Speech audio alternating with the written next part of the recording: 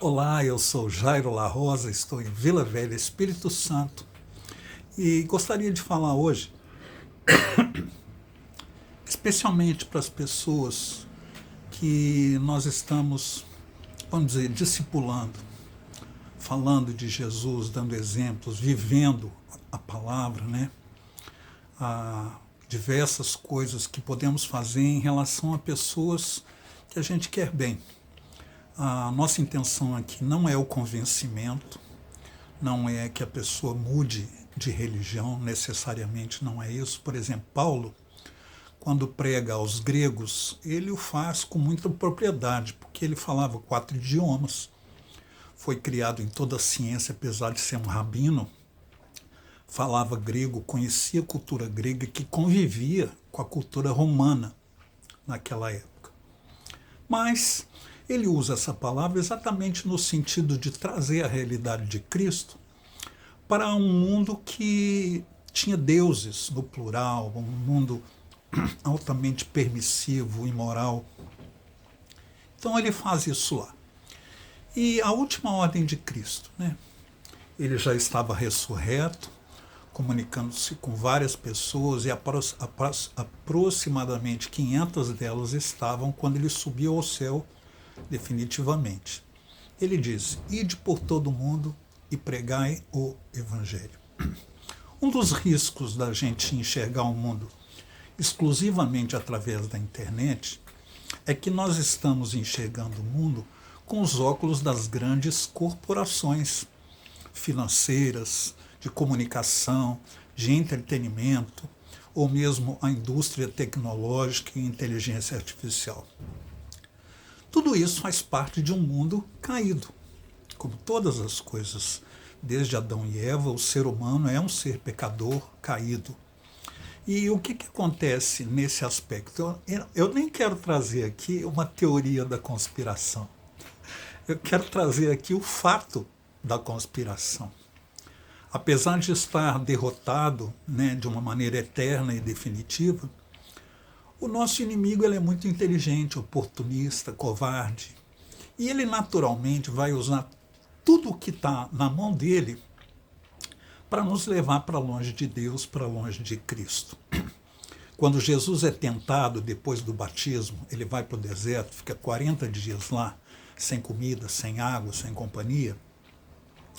O inimigo oferece para ele, numa das 3 tentações, todos os reinos do mundo. Para Cristo, no retorno disso, né, para Cristo adorá-lo. Será que Satanás tinha cacife? Será que ele tinha uma condição de oferecer a Cristo tudo aquilo que ele ofereceu? Tinha e tem. Depois que o ser humano foi banido do paraíso e que Deus estabeleceu a era da graça, em toda a era da lei, a era da graça, em toda a existência humana, o inimigo é um adversário que domina tecnologia, domina a indústria, o dinheiro, né? O amor ao dinheiro é considerado um amor a Mamon, né? O deus do dinheiro. Mas, Jairinho, é um fato de conspiração. Nós não estamos aqui lutando contra a tecnologia. Nós não estamos lutando contra ideologias. Nós não estamos lutando com o pecado global, esse que todo ser humano comete. O pecado do orgulho, da vaidade. Nós estamos lutando contra um inimigo espiritual. E nesse aspecto não interessa nem um pouco a Satanás que as pessoas conheçam a Cristo. Um outro problema de a gente assistir o mundo através da internet é que a gente acha, algumas pessoas, né, acham que igreja é aquilo que está aparecendo ali. A igreja de Cristo ela nunca dependeu de absolutamente nada para ser igreja de Cristo. Nós somos a reunião daqueles que foram salvos por Cristo. Então o que acontece? O quórum, né? Igreja grande, igreja pequena. Jesus diz que onde 2 ou mais estiverem reunidos, ali ele está. Então, o quórum é 2. Uma igreja pode surgir a partir de 2 pessoas. numa casa, num galpão, num lugar alugado, aí até num prédio próprio. Agora, eu estarei ali. Pergunta, Jesus não está em todos os lugares? Deus não está em todos os lugares? Por que Jesus diz, eu estarei ali com eles? Essa presença citada por Jesus no texto é uma presença dinâmica, é uma presença de respostas de oração, livramentos de diversos tipos de mal e também uma presença que une. O que nos une não é a vontade de estar junto.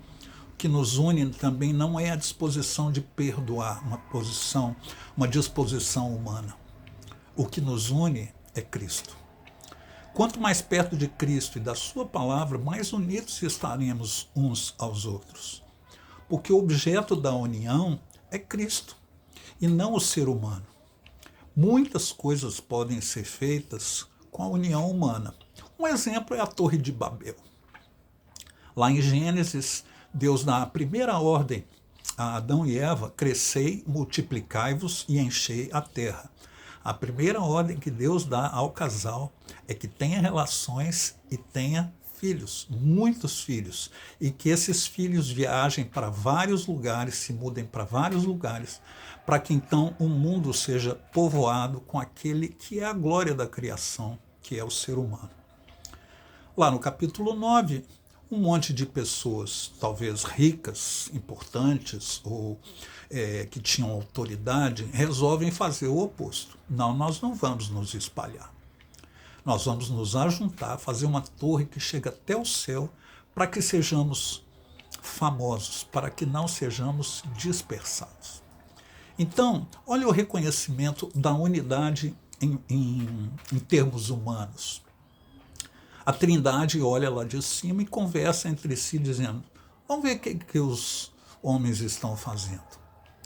E enxergando aquele propósito pecaminoso dos homens, a Trindade diz: confundamos as línguas deles, porque agora já não há nenhum empecilho para aquilo que eles puderem fazer.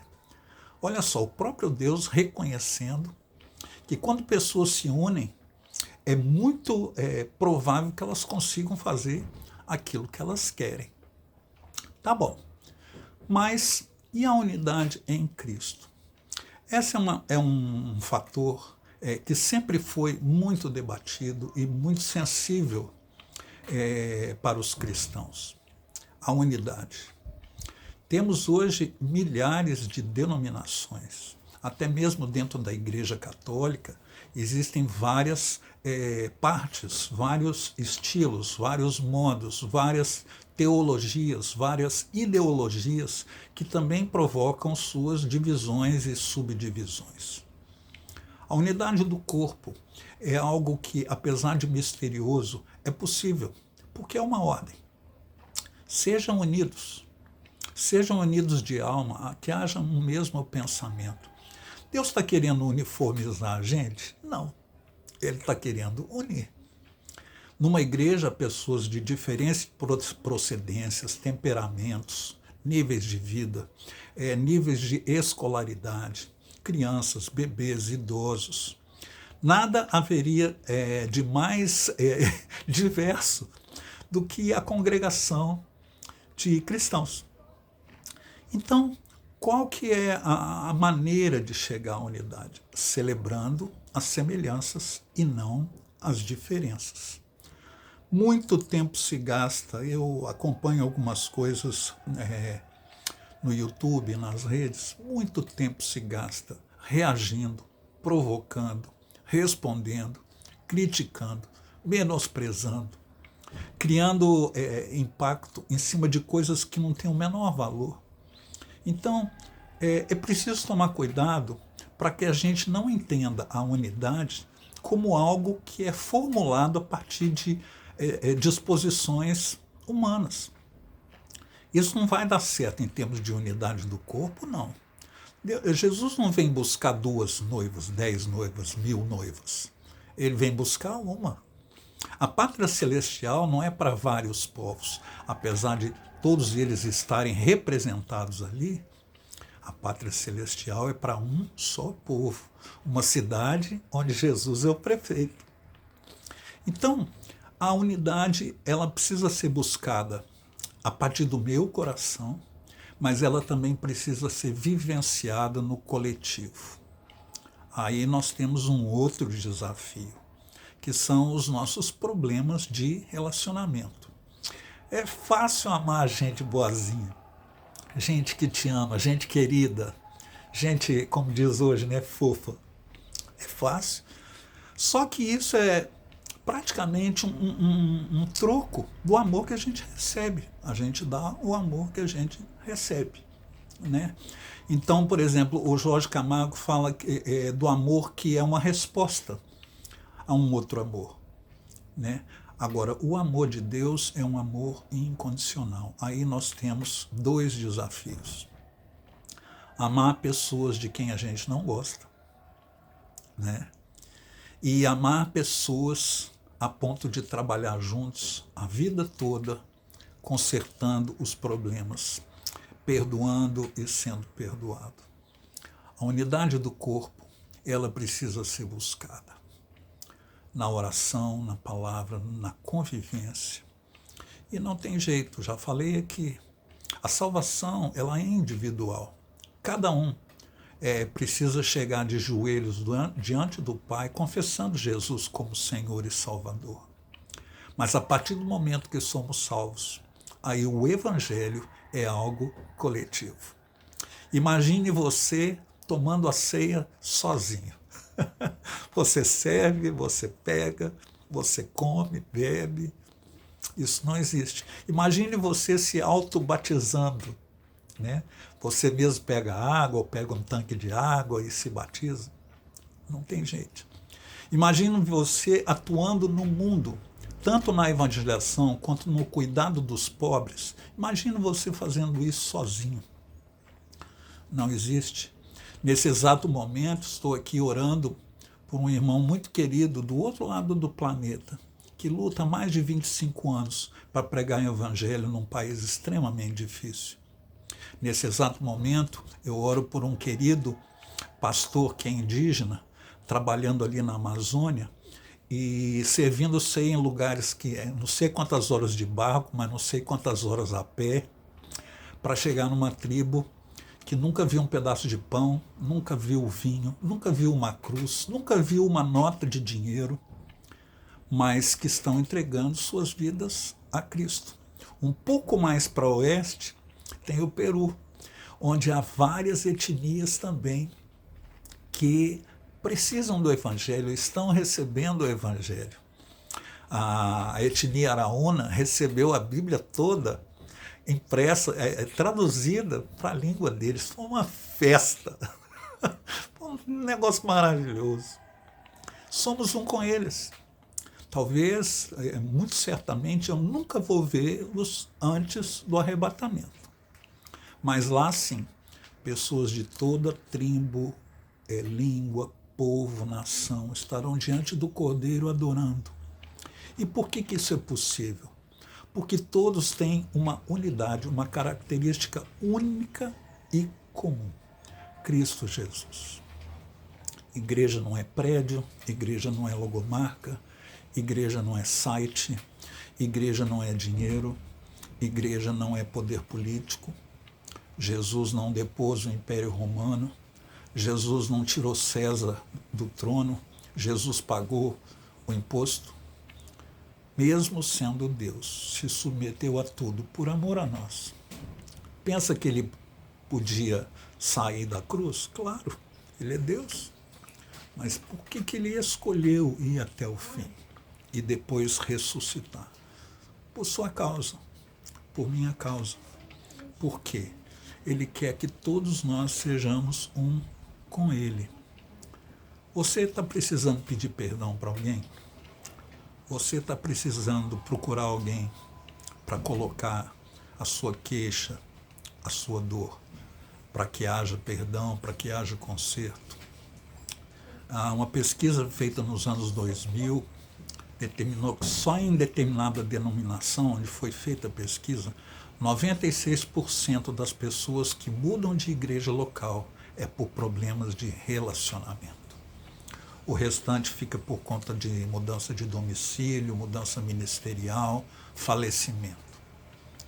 Será que a gente faz parte desses 96%? Será que a gente não está buscando numa igreja aquilo que ela não pode dar? Só Cristo pode perdoar pecados e nos dar uma vida com significado. Certamente, num lugar onde se reúnem pessoas, haverá problemas, haverá pecado, haverá necessidade de buscar uma unidade. Quando Jesus foi ao céu, ele disse: ide e pregai o evangelho. Só existe um. Só existe um evangelho. Podem ter várias igrejas, vários tipos de igreja, com parede de tudo quanto é cor. A igreja de Cristo, com I maiúsculo, a noiva, ela é uma só. Aqueles que foram lavados no sangue do Cordeiro, que tem dentro do coração a chama da eternidade. Aqueles que buscam todo dia obedecer e se santificar diante do Salvador. Um abraço com muita unidade.